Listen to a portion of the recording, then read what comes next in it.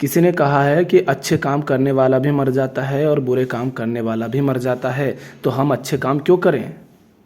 कोई चोर हो, लुटेरा हो, हत्यारा हो, बलात्कारी हो, कोई भी हो, जिसने बड़े बड़े गुनाह किए हैं, मरता वो भी है।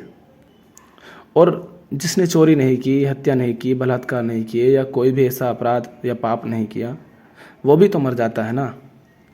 फिर सही काम क्यों करें? सही जीवन क्यों जिएं? यहाँ पर इन सज्जन के अंदर ये धारणा बैठी है कि देखो, वो चोरी करता है तो उसको तो धन पैसा वगैरह चीज़ें मिल जाती हैं, और उसके साथ फिर भी गलत कुछ नहीं होता। पुलिस भी उसे अक्सर छोड़ देती है, अगर पता भी चल जाए तो भी थोड़ी बहुत सज़ा मिलती है। माने वो चोरी कर कर के बिना मेहनत किए खूब कमा लेता है और मौज करता है।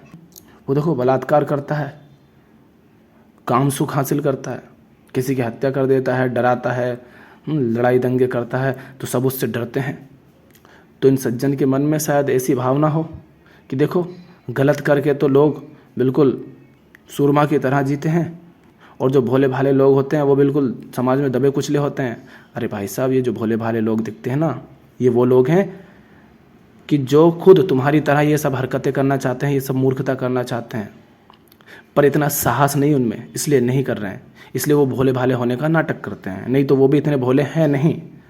उनके घरों में जितना अधिक वो कर सकते हैं वो भी करते हैं, यही सारी हरकतें। यूं ही अदालतों में घर परिवार के ज़्यादा केस नहीं होते हैं।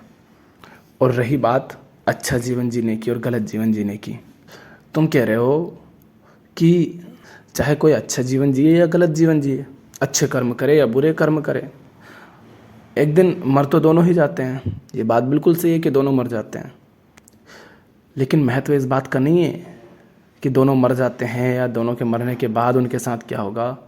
महत्व इस बात का है कि मरने से पहले उन्होंने जीवन कैसा जिया। अच्छा जीवन किसी और कारण से नहीं जिया जाता है। अच्छा जीवन, सही जीवन इसलिए जिया जाता है क्योंकि वो अच्छा है, क्योंकि वो सही है। और गलत जीवन इसलिए नहीं जिया जाता है क्योंकि वो गलत है। इतना कारण पर्याप्त है। सही काम इसलिए किया जाता है क्योंकि वो सही है। झूठ इसलिए नहीं बोला जाता है क्योंकि वो झूठ है। तो महत्व इस बात का नहीं है कि दोनों मर जाते हैं, महत्व इस बात का है कि उससे पहले जो जीवन था तुम्हारा 30, 40, 50 साल का, वो तुमने कैसे जिया। अब तुम ही सोचो, तुम गलत जीवन जी रहे हो, तुम घटिया जीवन जी रहे हो, तुम चोरी चपाटी कर रहे हो, लूटमार कर रहे हो, हत्या कर रहे हो, बलात्कार कर रहे हो, और जो भी गुनाह होते हैं समाज में वो सब कर रहे हो। क्या सचमुच तुम्हारे मन में शांति होगी? तुम्हारा मन शांत होगा? क्या तुम्हारे जीवन में प्रेम होगा, आनंद होगा? सचमुच बताओ। उदाहरण ले लो, मान लेते हैं वो लोग जैसे नीरव मोदी या उसके ही जैसे लुटेरे जिन्होंने बैंकों को वगैरह वगैरह को लूटा, क्या आज वो खुलेआम घूम भी सकते हैं? क्या वो बेफिक्र होकर के जी सकते हैं? नहीं। हर वक्त उन्हें डर रहता है कि कहीं किसी को कुछ पता ना चल जाए। किसी ने चोरी की है, तुम ही करके देख लेना छोटी मोटी, और जैसे ही उस चोरी के संबंध में बात होगी तुम्हारा पसीना बहने लग जाएगा। हर समय डरते रहोगे। कोई व्यक्ति चोरी करके आया है और जरा सी उसे आवाज़ सुनाई दी जैसे पुलिस की गाड़ी आई हो, और आई भले ही किसी और के घर हो, पर यह कांपने लग जाएगा कि कहीं मेरी चोरी का पता तो नहीं चल गया, कहीं मैंने जो कांड किया, हत्या की, जो भी किया, उसका पता तो नहीं चल गया। तो तुम्हें क्यों लगता है कि गलत जीवन जीने वाला इंसान सही होता है और एक दूसरा इंसान है जो जीवन में सही जीवन जीता है, सही कर्म करता है, सही व्यवहार रखता है, वो शांत रहता है, किसी बात की परवाह नहीं रहती, किसी बात की चिंता नहीं रहती, तनाव नहीं रहता। तो मरा वो भी और मरा वो भी, दोनों मरे, लेकिन एक ऊंचा जीवन जी करके, शांत जीवन जी करके, सुंदर जीवन जी करके मरा, और एक मर मर के मरा, घुट घुट के मरा, रोता रोता मरा, डरता डरता मरा, चिंता में, तनाव में मरा। टैक्स चोरी कर लो, हर समय इस बात की चिंता रहेगी कि कहीं कोई दिक्कत ना आ जाए। तो सही जीवन का महत्व इसलिए है क्योंकि वो सही है। पर हमारी समस्या क्या है पता है?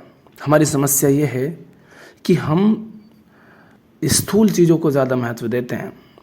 हम शरीर को, शरीर के तल पर जो कुछ होता है उसको ज़्यादा महत्व देते हैं, मन के तल पर जो होता है उसको नहीं देते।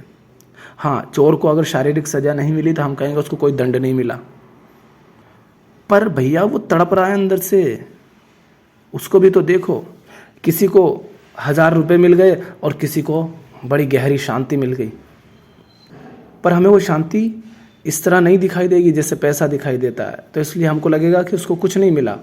उसको वो मिला है जो पैसे देकर भी नहीं मिल सकता।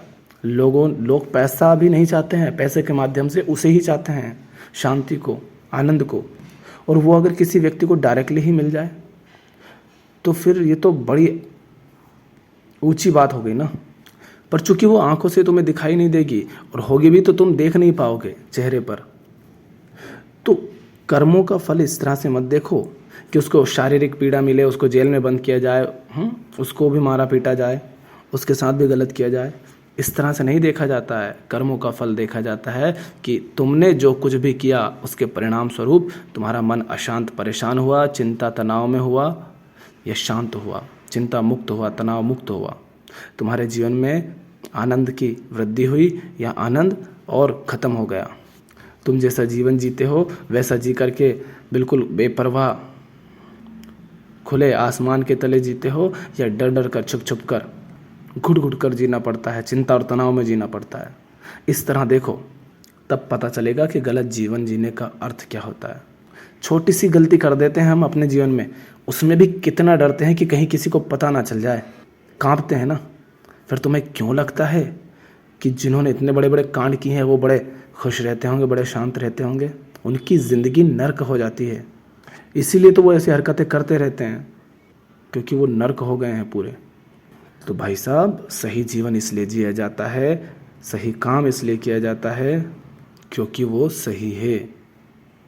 बस इतना पर्याप्त है उसको करने के लिए, उसको जीने के लिए।